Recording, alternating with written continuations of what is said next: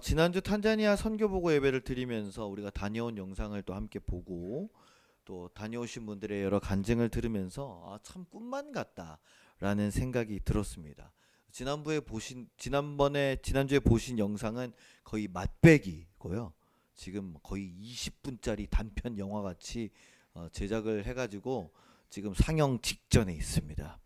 그래서 우리 감독님이 어제까지 또 우리 교회 와서 열심히 하고 준비를 하고 있는데 아마 그 거기 완료가 되면은 또 한번 저희가 상영회를 하도록 하겠습니다. 어떻게 2년 연속으로 우리가 아프리카 탄자니아 선교를 갈 수 있었을까? 지금 생각해도 참 너무 꿈만 같고 신기하기만 합니다.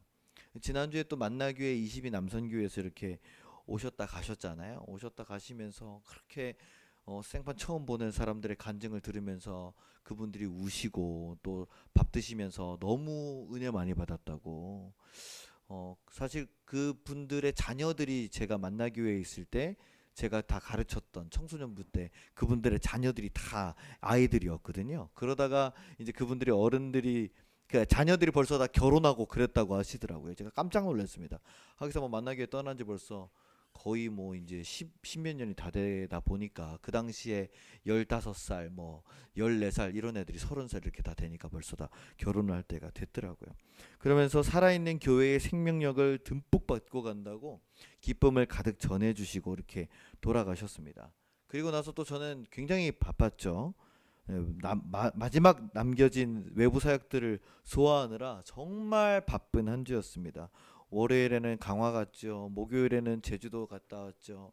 금요일엔 제주도에서 돌아오자마자 동탄으로 납치돼 가지고 동탄 시온교회에서 또 어린이 집회 250명. 와. 네, 성준이 같은 애들 250명. 와, 아찔했습니다. 네. 걔네들 또 250명을 또 들었다 놨다 하고 왔죠. 또 어제는 세부천 감리교회 또 청년부 또 만나고 그리고 돌아왔습니다. 네. 도저히 인간적으로는 감당할 수 없는 그런 일들을 무사히 다 마무리할 수가 있었습니다. 이게 다 우리 하늘쌤 성도님들이 저 쓰러지지 말라고 저를 위해서 빡시게 기도를 해주신 줄로 믿어 의심치 않습니다. 할렐루야. 제 기도 하신 거 맞죠? 안 하셨어요 혹시? 네, 어쨌든 하신 걸로 저는 믿겠습니다. 1월부터 우리가 계속해서 기도에 관한 주제로 말씀을 나눴습니다. 그렇죠? 성도님들의 2023년에 가장 큰 결단이 기도 생활을 꾸준히 하는 것이었기에 우리가 제일 처음에는 골로새서 4장 2절 말씀 기도를 계속하고 기도에 감사함으로 깨어 있으라 라는 말씀으로 우리가 일상생활에서 기도를 어떻게 계속할 수 있는가 감사함으로 깨어서 하는 것이 중요하다는 것을 나눴고요. 그리고 두 번째는 기도를 할 때는 어떻게 하라고요? 혼자서 하는 것을 두려워하지 말라고 했습니다. 예수님께서 항상 기도를 하러 가실 때 한적한 곳에 가셔서 기도하셨다는 것.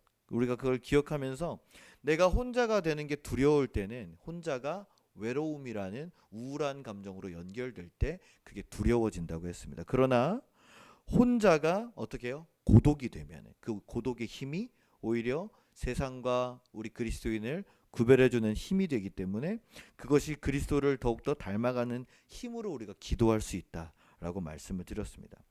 그리고 세 번째는 이 고독의 시간을 통해서 기도가 깊어질 때 우리 내면에 들려오는 수많은 그런 어떤 시끄러운 잡음의 그런 소리들 그런 가운데 주님의 세미한 음성을 들을 수 있어야 한다고 그랬죠. 그래서 엘리야를 통해서 우리가 바알 선지자들을 다 쳐부수고 의기양양했던 엘리야가 아세라 그 여왕이 너 죽인다 그러니까 그 죽음 앞에 벌벌 떨면서 동굴에 숨었을 때 뭐 천둥과 번개와 지진과 불이 다 지나가도 하나님이 그 음성이 들리지 않았는데 다 지나고 나서 그 세미한 음성을 들었다고 했습니다. 이와 같이 우리도 하나님의 그 세미한 음성을 듣기 위해서는 예배에 집중해야 되고 내가 좋아하고 내가 사랑하는 어떤 그 성경 구절들을 우리가 기도할 때마다 되뇌이면서 그 구절들을 붙잡고 또 내 마음 깊은 곳에서 내가 왜 지금 기도하고 있지?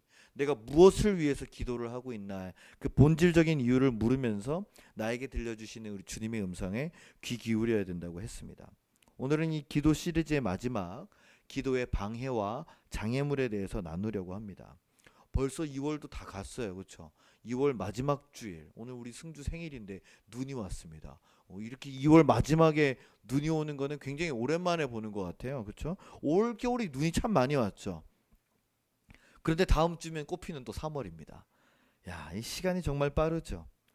여러분 근데 2달 동안 여러분 기도의 결단을 세우셨는데 뭐 그래도 기도가 잘 되고 계시는지, 새해 우리가 새롭게 다짐했고 또 예배와 말씀을 통해서 배우고 깨달았지만은 우리가 꾸준히 기도를 한다는 것이 정말 쉽지 않다라는 것을 이 겨우 2달밖에 되지 않았음에도 벌써 느끼고 계실 것입니다.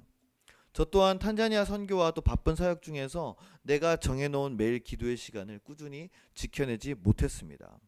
우리 함께 오늘 말씀을 통해서 다시 우리가 기도의 꾸준한 습관을 이어갈 수 있도록, 또 기도의 가장 큰 방해와 장애물이 무엇인지를 깨닫고 제거할 수 있는 시간이 되시기를 주님의 이름으로 간절히 부탁을 드립니다.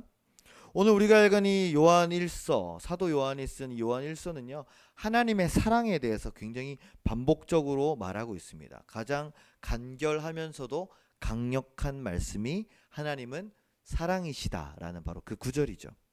우리는 하나님이 사랑 그 자체시라는 것을 알고 또 믿고 있습니다. 평소에는 그 사랑을 느끼고 또 잘 기억하면서 우리가 예배도 드리고 기도도 하면서 신앙생활을 합니다. 그런데 때로는 이 신앙이 다 고갈되어 버리는 상황을 경험할 때가 있죠. 내 가족이나 내 친한 사람의 갑작스러운 아픔을 겪는다든지, 또는 개인적인 육체적인 고통, 또 재정적인 어려움, 또는 스트레스에 짓눌린다든지, 또는 주변의 여러 가지 상황들의 압박과 계속해서 뭔가 풀리지 않고 계속 꼬여져 가는 그런 일들에 대한 어려움을 맞닥뜨리게 되면 우리 신앙이 충만했다가 갑작스럽게 확 증발해 버리는 그런 허탈함을 느끼게 될 때가 있습니다. 기도하고 싶은 마음도 안 들고 교회를 나오고 싶은 마음은 더더욱 들지 않을 때, 하나님의 임재, 예수님의 구원, 성령님과의 동행, 뭐 이런 모든 신앙적인 주제들이 더 이상 믿어지지 않고 오히려 정반대의 부정적인 생각들로 채워져 가죠. 그간 내가 믿어왔던 모든 것들이, 내가 다녀왔던 교회가 그저 아이들 동화 속 이야기로 전락해버리고 마는 경우가 참 많이 있습니다. 그럼 그럴 때는 어떻게 하십니까? 대부분 이런 영적인 고갈 현상, 영적인 번아웃이 오게 되면은요, 우리는 내 행동의 결정을 누구한테 맡길까요? 기분에게 맡깁니다. 내 감정에게 맡깁니다. 기도하기 싫고 교회 가기 싫고 사람 만나기 싫으니까 그 기분에게 열쇠를 탁 줘버려요. 사람이 감정의 동물이라는 말이 괜히 있는 게 아니잖아요. 그렇게 기분에 나를 맡겨버리면은 그동안 내가 열심히 쌓아왔던 신앙의 기둥이 맥없이 무너져 버리고 맙니다. 언제 그랬냐는 듯이 하나님과 나는 아무 상관이 없어집니다. 그리고 그렇게 살아도 아무런 문제가 없는 나를 발견하게 되죠. 그러니 이런 영적 고갈 상태가 길어지게 되면은 사실 내 영혼을 이렇게 채우고 있던 신앙이 순식간에 쭉 빠져나가면서 그 빈 곳을 채워야 사람은 만족함을 느끼거든요. 근데 여기에 영적인 것들이 다 빠져나가고 나면은 여기에다가 이 허탈함을 채우기 위해서 그 다음부터는 닥치는 대로, 붙잡히는 대로 집어넣기 시작합니다. 사람들의 위로, 사람들의 인정, 결핍, 돈에 대한 그동안 내가 돈에 대해서 참았던 욕심들, 사랑에 대한 집착, 나에게 쾌락을 주는 취미들, 그런 거에 대한 몰입과 중독, 그러한 것들이 결국 내 영혼의 믿음이 비어버린 자리를 욕망의 쾌락으로 채워가는 것이죠. 근데 이것이 곧 두려움과 형벌과 연결된다는 것이에요. 오늘 사도 요한이 말씀에서 사랑과 두려움을 동시에 말하고 있는 이유가 바로 이것입니다.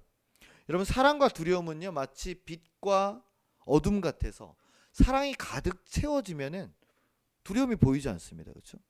근데 사랑이 잠시라도 그 자리를 비우면은 마치 내가 버림받은 것처럼, 이 사랑이 없어질까봐, 내가 혼자가 될까봐 어쩔 줄 몰라 하는 그런 두려움이 즉시로 고개를 들면서 내 마음을 순식간에 이렇게 장악해버립니다.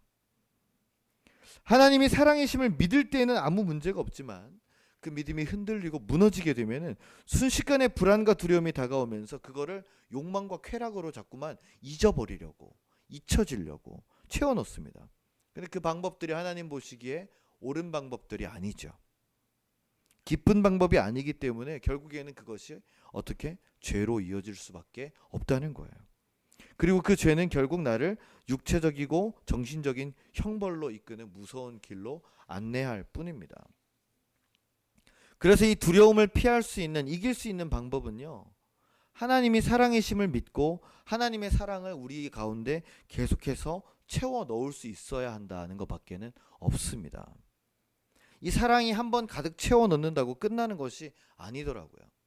우리가 자동차를 운전할 때 한번 만땅 넣으면은 거기까지 그걸 다 쓸 때까지 소비하지 않습니까? 그래 마치 자동차가 기름을 사용해야 굴러가듯이 우리도 하나님의 사랑을 가득 채워놓고는 그 사랑의 에너지를 가지고 어디서 써요? 우리가 세상 속에서 쓰는 거죠. 믿지 않는 사람들과 생활하면서 대화하면서 또 내가 열심히 또 살아가면서 계속 그 에너지를 우리가 쓰는 거예요. 그렇기 때문에 그 사랑이 금방 고갈돼 버리고 맙니다. 아까 우리 수진 사모님이 그 얘기 하셨는데 우리가 탄자니아 선교부터 뭐 어린이, 청소년, 청년들 우리가 받았던 그 은혜를 쏟아버리지 말고 잘 가져갔으면 좋겠다. 그 우리가 다 쏟아버릴 사람은 없죠. 이렇게 받았다가 필요 없어요. 다 쏟아버리는 사람은 없잖아요. 잘 가져가는데 이게 불현듯 사고가 나거나 불현듯 어떤 일들이 계속 일어나거나 그럼 이게 구멍이 나거나 하면서 이게 계속 새더란 말이에요. 사랑이.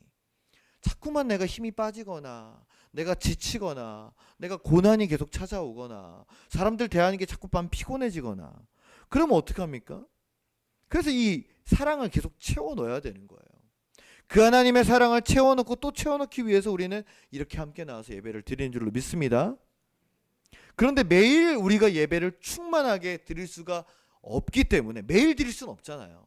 그래서 나 혼자서 하나님의 사랑을 공급받을 수 있는 가장 좋은 방법이 바로 기도라고 이야기하는 것이죠. 신앙적인 고갈 현상은 누구에게나 올 수 있습니다. 근데 그때 가장 중요한 것이 바로 부정적인 기분과 감정에 내 모든 열쇠를 두지 않아야 된다는 거예요.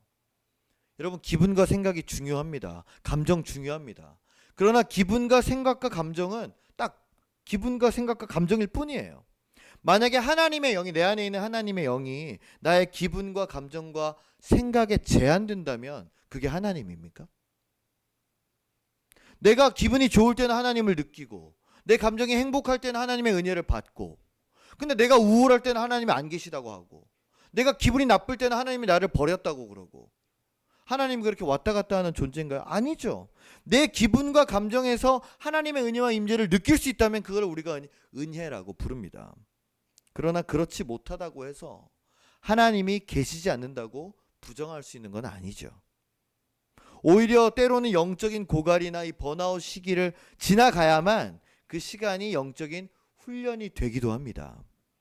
그리고 그것이 지나고 나면 우리가 하나님과의 새로운 관계가 더욱더 깊어질 수 있다는 것이죠. 그렇다면 여러분 다시 한번 여러분의 기도 생활을 돌아보시기 바랍니다. 여러분 기도하는 걸 좋아하십니까? 언제나 어떤 순간에도 기도가 먼저 나오십니까? 내가 정한 기도 시간을 지키는데 애써서 노력을 기울이고 있습니까? 저는 그래서 이런 생각을 해봐요. 우리가 운동을 제대로 하려면은 어디를 가야 됩니까? 헬스장에 가야 됩니다. 헬스장이 공짜인가요? 아니죠. 돈 내야 되죠. 뭐 운동복도 빌려야 되고 락커도 빌려야 되고 샤워도 해야 되고 그죠?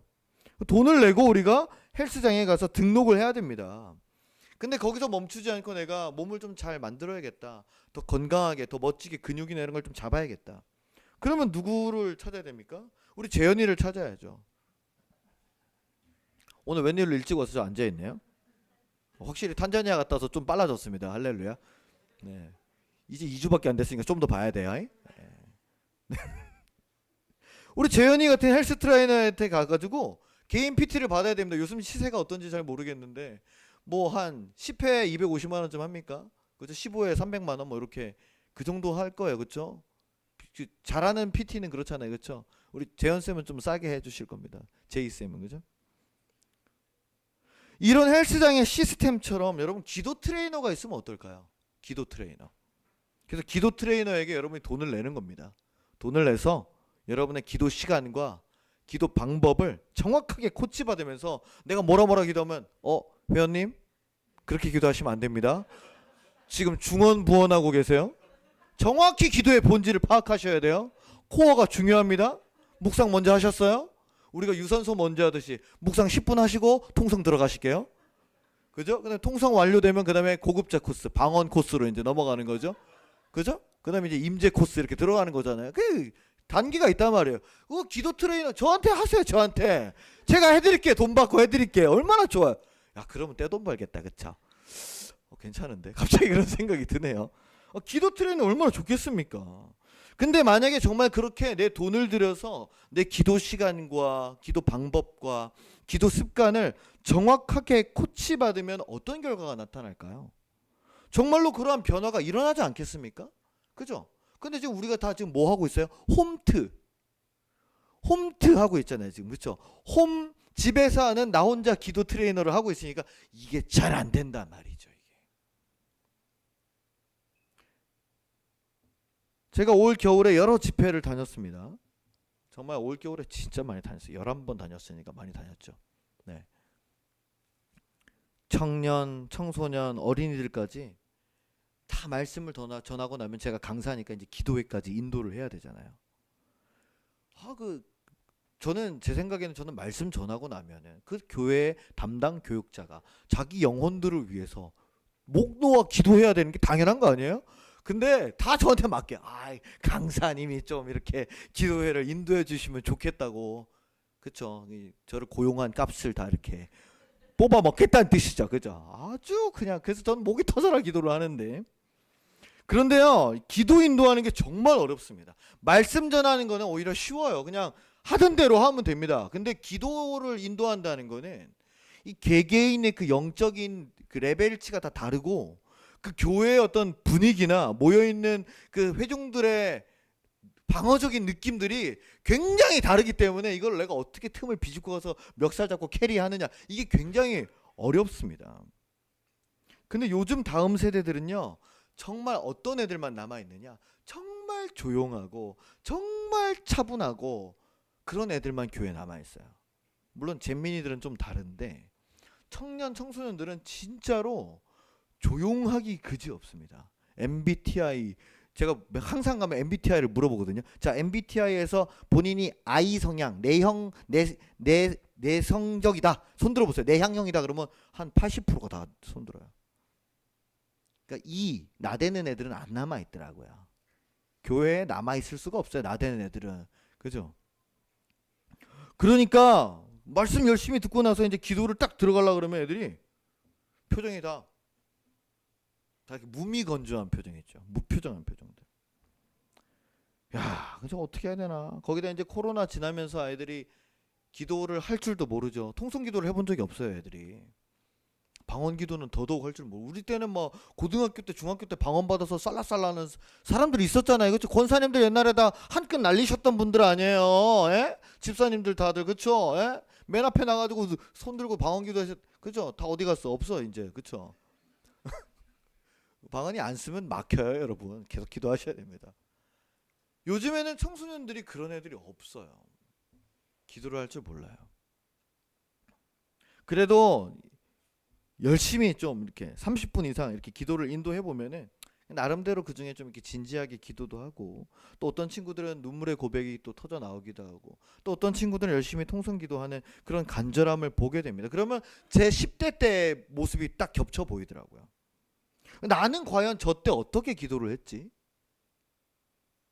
제가 청소년기 때 다행히 저희 어머니가 저랑 같이 청소년부 수련회를 간 적이 단 한 번도 없기 때문에 그건 정말 다행이라고 생각합니다. 만약 그랬으면 전 진짜 목사가 안 됐을 거예요. 엄마 눈치를 보느라고. 저는 진짜 중학교 때는 하나님을 만난다는 은혜의 경험 자체가 저는 없었기 때문에 기도는 그냥 눈 감고 가만히 있는 시간이었습니다. 솔직히 통성기도 방언기도는 너무 시끄러웠어요. 너무 시끄러워요, 진짜. 그래서 부모님 손에 이끌려서 새벽기도 가거나 이제 뭐 부흥회한다 그러면 항상 동원되잖아요, 자녀들이. 예, 뭘 또 모르는 자녀들이 이렇게 끌려가가지고 우리 목사님들 자녀들 저기 안에 박혀 있는 것처럼 부모가 어쨌든 죄라고 애들은 그냥 끌려가가지고 앉아 있잖아요. 그러면 저는 그게 너무 시끄러웠어요. 사람들이 막 뜨겁게 기도하는 모습을 보면서 저는 솔직히 생각한 게, 아, 저렇게까지 기도를 해야 되나? 그런 생각이 들 정도였어요. 이게 뭐냐? 기도의 첫 번째 장애물입니다. 이런 걸 우리가 편견이라고 부르죠. 아마 여러분들도 각자 기도에 대한 생각들이 다 다르실 겁니다. 사람마다 기도하는 방법이나 시간이 다르고, 또 내가 은혜 받고 응답받는 기도가 다 다르기 때문이죠. 근데 여기 어떤 장애물이 있느냐? 나는 이런 기도는 못해, 나는 이런 기도는 별로야 라고 하는 그 편견이 나를 기도하지 못하게 딱 방해하고 가로막는다는 거예요. 여러분, 제가 제주도를 갔다 왔잖아요. 그죠? 이번에 제주도를 1박 2일로, 1박 2일로 제주도를 갔다 온 것도 처음이에요. 바다를 한 번밖에 못 봤습니다. 차 타고 가면서. 거기다 비바람이 몰아치는 제주도더라고요. 그래서 아우, 나 정말 가족이랑 안 가고 혼자 가서 정말 다행이다. 내 옆에 있는 가족은 애가 계속 울더라고요. 비와, 우리 어떡해 이러면서 이제 가는 내내 울더라고요. 어쨌든 갔는데, 그 저를 초청해 주신 목사님이 뭐 비행기 티켓부터 이제 뭐 발권하고 뭐 이제 렌트카하고 숙소 이거를 다 보내주셨어요. 그래서 저 혼자 해야 되는 거예요. 약간 무섭더라고요. 제가 뭐 유럽도 갔다 오고 탄자니아도 갔다 왔는데 이게 좀 무섭더라고요. 잘 될까? 혼자 잘 갈 수 있을까? 근데 어떻게 잘 갔습니다. 잘 가서 트렁크도 붙이고 충만전사가 열심히 한 거 옆에서 봤거든요. 아, 이렇게 하면 되는구나. 올려놓으세요. 그럼 올려놓으면 되고, 그쵸? 20km 안 넘으면 되잖아, 그쵸? 그래서 잘 붙이고 그 공항에 도착해서 이제 제주도 렌트카를 찾으러 갑니다. 그 렌트카가 엄청 많잖아요, 제주도에. 근데 이게 좀 관건이었어요. 렌트카 키를 딱 받아가지고 이제 탁 차를 받았는데, 차가 뭐였냐면 2023년형 신형 아반떼 XD였어요.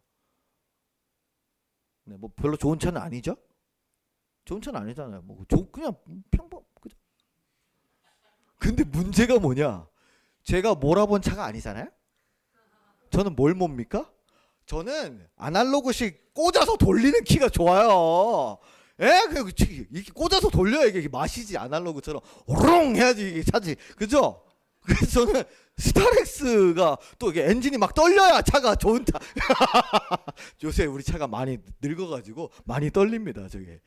그래야 차다 이렇게 생각하고, 아니면 우리 그 레이처럼 약간 장난감 같은 차 이렇게 해야 좋은데, 이건 좀 다르더라고요. 좀 앉는 것도 좀 다르고 앞에도 좀 길고 스마트 키라서 뭘 눌러야 되는지 잘 모르겠고, 그러니까 렌트카를 몰아서 나가야 되는데 이게 긴장이 되는 거예요. 별게 아니, 진짜 웃기죠. 별게 아닌데 이게 안 몰다 보니까 이게 어렵더라고요. 이게 무슨 얘기를 하는 거냐면, 우리는 익숙한 데를 좋아합니다. 익숙한 걸 좋아해요. 그래서 내가 좋아하고 내가 익숙하고 내가 편한 것만 하려고 해요. 기도도 마찬가지라는 거예요. 아니, 운전 다 할 수 있는 거 아니에요? 저 일종 보통인데, 그렇지 않아요? 다 할 수 있는 거 아니에요? 뭐 아반떼 뭐 몰지, 그랜저도 뭐 다 몰 수 있는 거 아니에요? 근데 이게 내 차도 아니고 처음 몰아보는 차고, 아니 내비게이션 소리가 안 나오는 거예요. 이게 LCD가 큰데. 그래서 아무리 눌러도 소리가 안 나고 라디오만 나오길래 에이 모르겠다 하고 그냥 감으로 그냥 갔거든요. 깜빡깜빡할 때만 조심히 하고.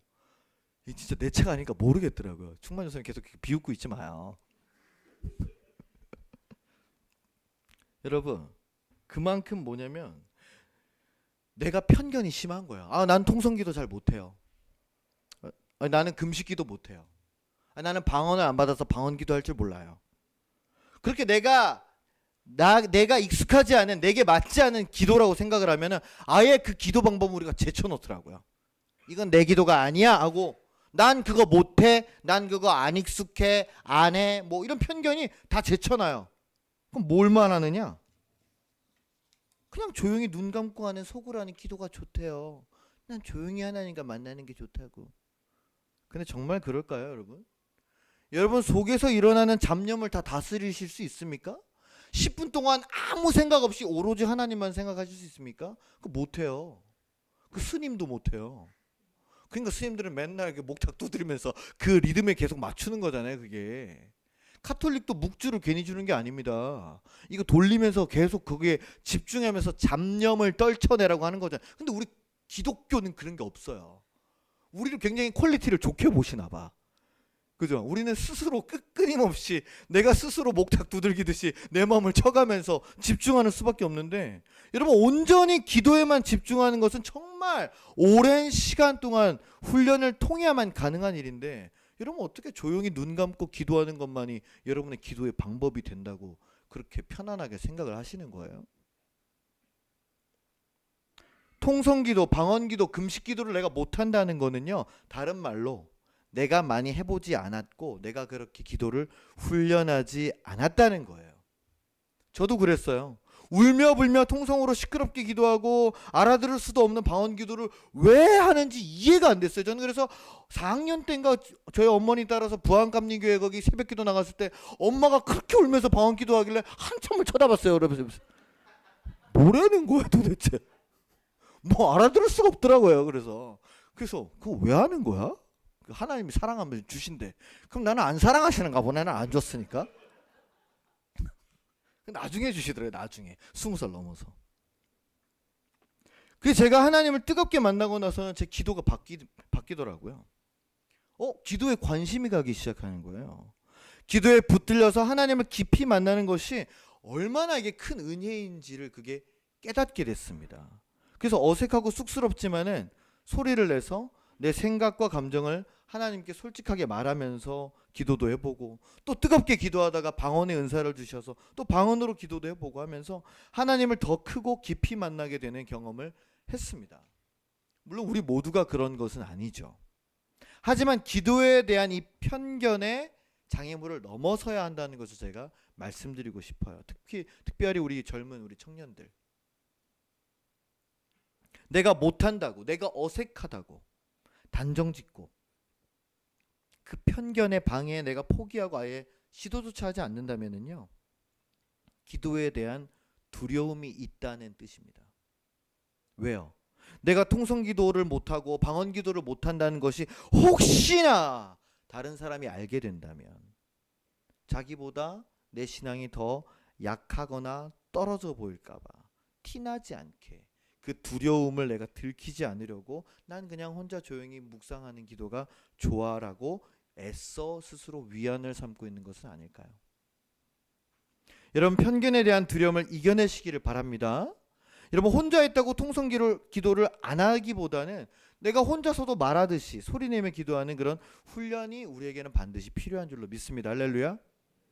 그리고 두 번째 기도의 방해는 무미건조함이에요. 아까 제가 말씀드렸죠. 기도회를 인도하는데 청년들이나 청소년들이나 아무 표정이 없어요. 얘네는 아무 기대하는 것도 없고 그냥 로봇 같아. AI 같아요. 그냥 기도회를 시작하겠습니다 하면 눈 딱 감고 눈 뜨고 그거밖에 안 해요. 도대체 무슨 생각을 하고 있는지, 무슨 걱정이 있는 것인지 뭐 대충 예상은 되고 거기서 거기겠지만은 너무 무미건조하고 너무 무반응이에요. 어떤 친구들은 저한테 와서 이런 얘기를 합니다. 목사님, 전 기도할 때 아무런 느낌이 없어요. 뭔가 뜨겁거나 울컥하거나 그런 감정이 느껴지면 좋겠는데 감정도 안 느껴지고 감각도 없고 그냥 특별한 어떤 환상이나 경험도 없어요. 제가 모태신앙이라서 그런지 교회가 익숙하기만 하고 특별히 기도할 내용도 없어서 더 그런 것 같아요. 저 어떻게 하죠? 이러한 고민 상담을 수없이 받았습니다. 정말 안타까운 마음이 들어요. 왜냐하면 제가 그걸 경험해봐서 알거든요. 또 제가 목사가 되어가는 그 과정에서도 또 여기 하늘샘교회 목회를 하면서도 제가 기도할 때 제 기도의 어두움과 제 기도의 무미건조함을 제가 느껴본 적이 있기 때문입니다. 그렇다면 여러분 기도할 때 무미건조하시다면 하나님이 계시지 않다는 뜻인가요? 내 기도가 어두울 때, 그러니까 기도가 잘 안 될 때, 기도가 안 된다면 하나님과의 내 관계가 끝났다는 뜻입니까? 정말 어떨 때는요, 새벽 기도할 때 30분을 여기 십자가 앞에 엎드려 있어도 아무런 기도가 안 나올 때가 있어요. 그냥 아무런 기도 내용도 생각도 안 날 때가 있어요. 여러분들 한 명 한 명 제가 떠올리면서 기도를 하면 되는데 그냥 그것조차 생각이 안 날 때가 있단 말이에요. 하나님의 임재, 예수님의 사랑, 성령님의 은혜를 간절히 구해보지만 아무런 일도 일어나지 않습니다. 근데 여기에 중요한 극복 방법이 있습니다. 여러분 이렇게 신앙생활이 무미건조할 때, 특별히 기도가 무미건조할 때, 냉담할 때, 여러분 기도에 어두움이 찾아올 때, 그때 극복하는 방법은요, 내가 하나님 안에 있는 시간을 멀리하거나 줄이지 않고 그 자리를 꾸준히 계속 지키려고 노력하는 거더라고요. 다른 사람들이 저의 일정을 보면서 이런 걱정을 합니다. 어제가 지방회였잖아요. 지방에 갔더니 지방의 목사님들이 뭐 탄자니아 선교 잘 갔다 왔냐부터 시작해서 뭐 페이스북 보면 뭐 제주도도 갔다 왔어 뭐 이러면서 그러면서 그 많은 일정들 감당하면서 하늘샘 교회는 괜찮냐고 물어보시더라고요. 그 하늘샘 교회는 괜찮지? 그래서 네, 괜찮습니다. 그러니까 어떻게 그 바쁜 일정을 다 감당하면서 하늘샘 교회 목회를 할 수 있느냐고 그런 걱정을 하시는데, 제가 좀 삐딱해서 그런지 좀 꼬아서 들리더라고요. 어떻게 목회할 시간은 있냐?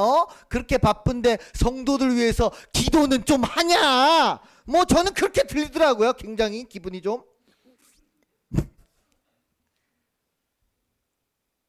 도대체 기도할 시간도 없을 정도로 바쁜 것 같지만은 사실 저는 늘 기도 가운데 있죠. 집회를 위해서, 그곳에 모인 사람들을 위해서 기도하고, 또 집회하면서 더 뜨겁게 기도에 인도하면서 하나님을 만납니다. 계속되는 예배의 자리, 집회의 자리, 그 중심에 제가 있어요. 새벽 기도는 한 번 하지만 예배는 제가 매일 드리더라고. 보니까 새벽 기도 하지, 뭐 신우회 예배 갔다 오지, 집회 가지, 어디 교사대학 가지, 또 뭐 집회 가지, 여기 예배 드리지, 뭐 수요 찬양 예배 드리지. 뭐 저는 예배가 빠지는 게 월요일밖에 없나? 하여튼 그래요. 하여튼 한 번은 쉬어야죠. 저도 안식을 주시옵소서. 피로가 몰려오고 귀차님이 떠올라도 계속해서 가야 되는 자리가 저를 기도하게 만듭니다. 쉬지 않게 만듭니다. 여러분 가운데 혹시 내가 영적인 번아웃에 와 있는 분이 있습니까? 2달밖에 되지 않았는데 벌써 영적인 무미건조함이 오든가요? 탈진 상태신가요? 기도를 열심히 하겠다고 했지만 또 기도를 잠깐 쉬고 계시나요? 마치 물 위에, 조용한 호수 위에 떠있는 나무 조각처럼 아무 움직임도 없고 누가 이렇게 밀어주기 전까지는 다시 움직일 일도 없는 그런 느낌이 들 때가 있습니까?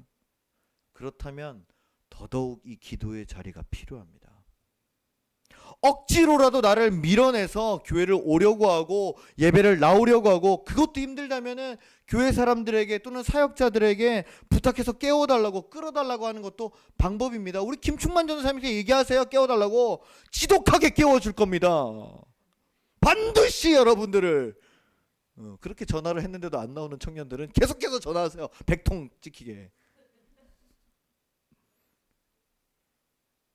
내가 예수님이 느껴지지 않는다면, 내 신앙이 무미건조하다면 다른 사람들과 함께하는 자리가 다시 나를 예수님 곁으로 이끌어 줄 수 있습니다. 내 무미건조함의 방해와 두려움이 나를 주님에게서 멀어지도록 내버려 두시지 말기를 바랍니다. 여러분, 예수님 곁에 있는 사람들에게서 예수님의 사랑이 흘러나오기 때문에요, 우리가 그것을 마셔야 됩니다. 내가 기도가 되지 않는다면 그래서 기도해 주세요. 기도 부탁을 하는 거잖아요. 저를 위해서 기도해 주세요. 우리가 기도를 받으며 함께 기도해야 된다는 것이죠. 마지막으로 기도의 가장 큰 방해와 장애물은 내면의 끊임없는 잡념입니다. 여러분, 우리의 생각과 마음은요, 단 1초도 멈추는 적이 없습니다. 늘 생각하죠. 때로는 이 끊임없는 생각이 꼬리에 꼬리를 물어서 일어나지도 않을 미래의 일들을 걱정하고, 나 혼자 갑자기 시나리오를 다 쓰고 상처받고, 나 혼자 갑자기 왕따 돼 있고, 나 혼자 저기 혼자 고립되어 있고, 그럴 때가 있습니다. 그러면서 막 염려와 죄책감과 두려움을 일어나지도 않아 내가 막 키우고 있어요. 차라리 내 생각을 멈추면 좋겠는데, 생각아 멈춰라가 멈춰집니까? 이 뇌가 우리의 명령을 따르는 존재가 아니더라고요. 그렇죠? 뇌가 멈추면 다 죽죠. 그냥 심장아 멈춰라 바로 죽는 거 아니에요? 생각이 멈춰지질 않으니까 강제로 멈춥니다. 어떻게 해요? 자요. 억지로 계속 잡니다. 그럼 또 멈춰지니까. 근데 계속 그렇게 하다 보면 어떻게 해요? 패턴이 망가지죠. 그러면 원래 자야 될 때 잠을 못 자니까 또 어떻게 해요? 또 이렇게 뭐 약을 좀 먹기도 하고, 또 약에 또 취하다 보니까 생각이 이렇게 또 몽롱해지기도, 이게 계속 패턴이 망가져요. 이게 더 힘들어진다는 거죠. 여러분, 생각을 할 수 있다는 이 능력은 우리 하나님께서 주신 인간의 가장 큰 선물임에는 틀림이 없지만 동시에 가장 큰 고통의 원인이기도 합니다. 이 생각이라는 것이. 그래서 우리는 이 생각의 가장 큰 피해자다, 이런 말도 있더라고요.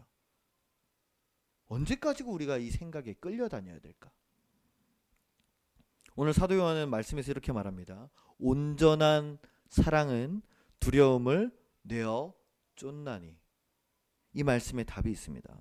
아까도 말씀드렸듯이 사랑과 두려움은 빛과 어둠 같다고 했죠. 종이 한 장 차이입니다. 어쩌면 본질적으로 동일하다는 뜻이죠.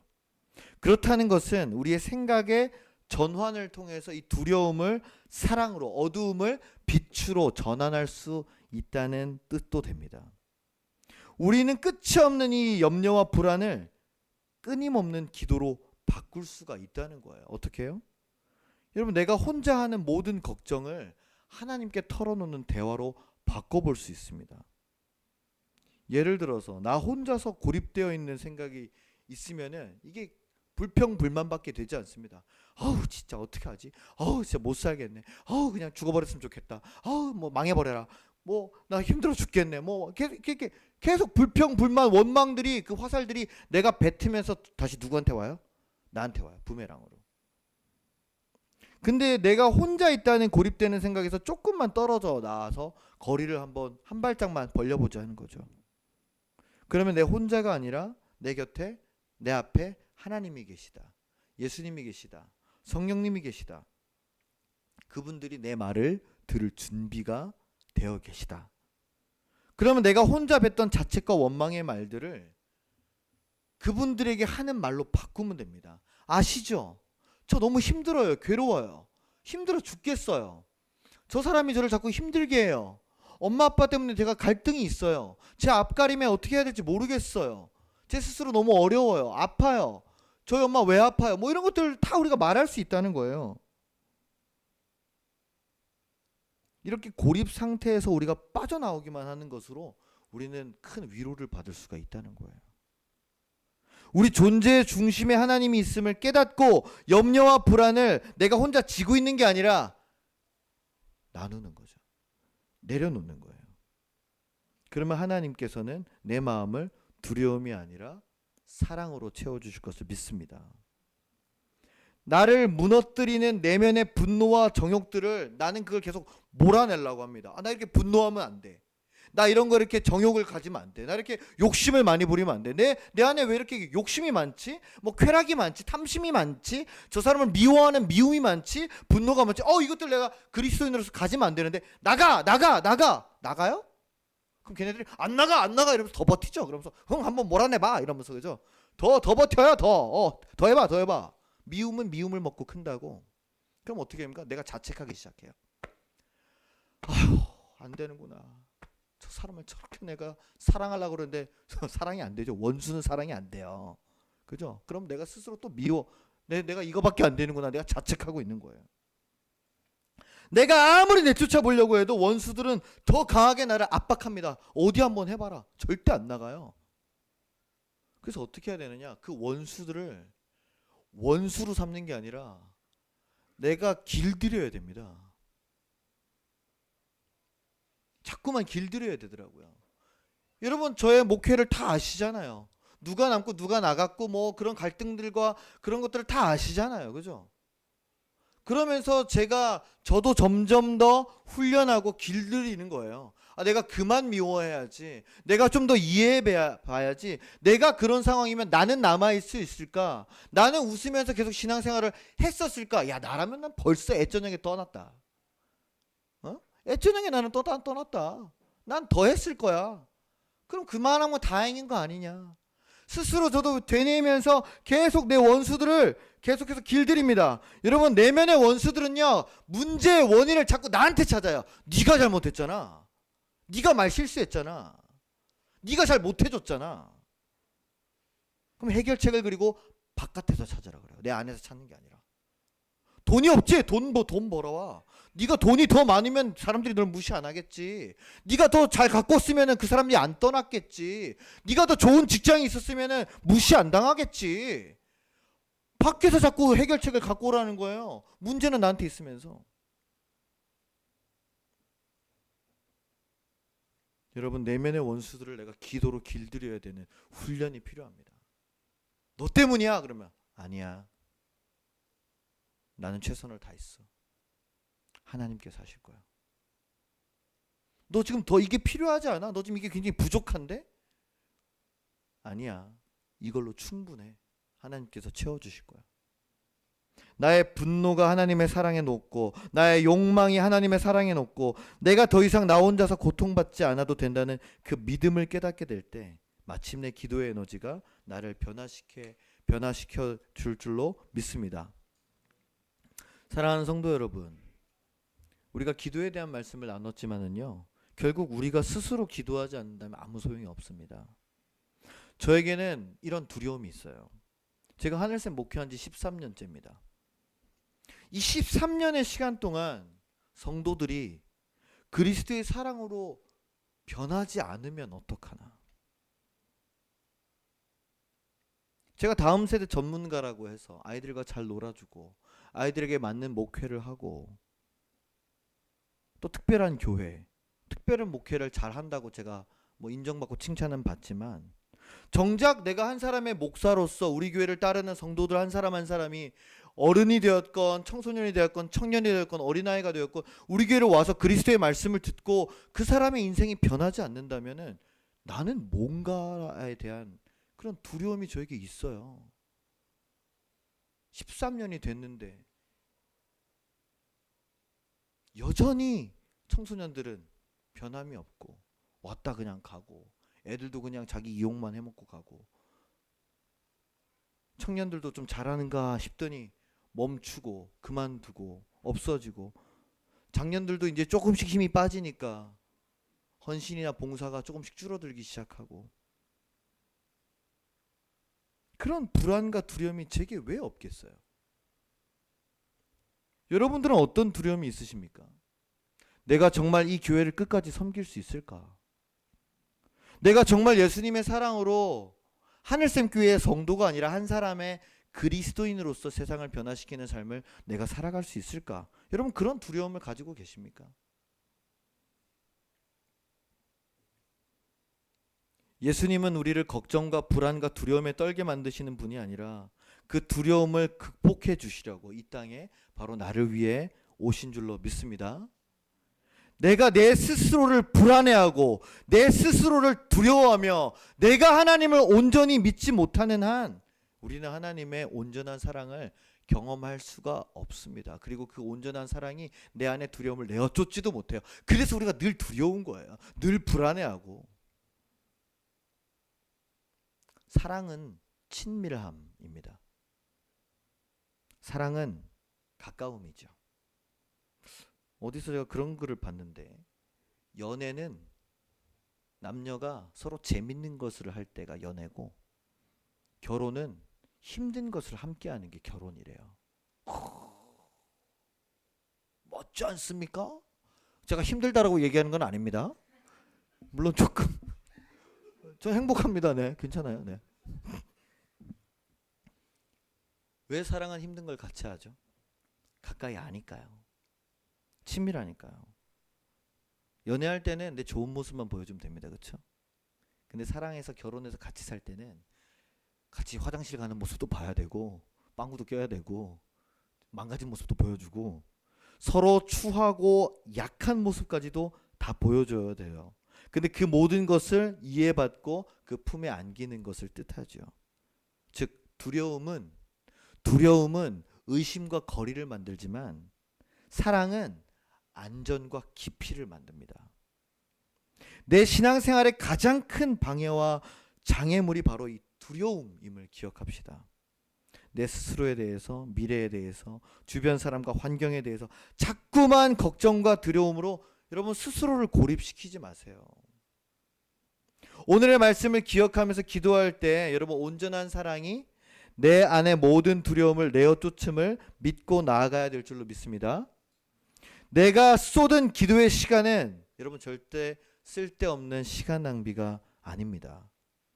영적인 고갈이 와도, 기도의 무미건조가 와도, 끊임없는 잡념이 들어와도 여러분 꾸준한 기도의 시간으로 나아갈 때 하나님께서 반드시 나를 찾아주시고 변화시켜 주실 것이라는 이 단순하면서도 확고한 믿음을 우리가 붙잡아야겠습니다. 그것만이 유일하고 유익한 하나님의 은혜요 사랑입니다. 하루에 10분이건 30분이건 1시간이건 매일, 매주, 매달, 매년 하나님의 은혜를 구하며 그 자리에 나아갈 때 우리의 삶이 근본적으로 달라지게 될 것을 믿습니다.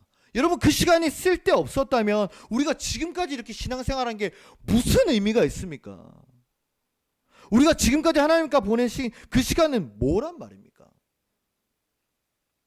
시간이 지나고 나서야 여러분 신앙의 여러 과정을 거쳐서 우리가 지금과 같이 무르익게 되었을 때 우리는 깨닫게 됩니다. 이 하나님의 작고 세미한 음성이 내 시끄러운 잡념 속에서도 끊임없이 나에게 말을 걸어오고 계셨구나. 그래서 내가 이만큼 여기까지 내가 올 수 있었구나. 이번 한 주도 오늘 주시는 이 은혜를 힘입어서 매일 하나님과 기도의 시간을 가지며 승리하시는 저와 여러분들 되시기를 주님의 이름으로 간절히 축원합니다. 아멘.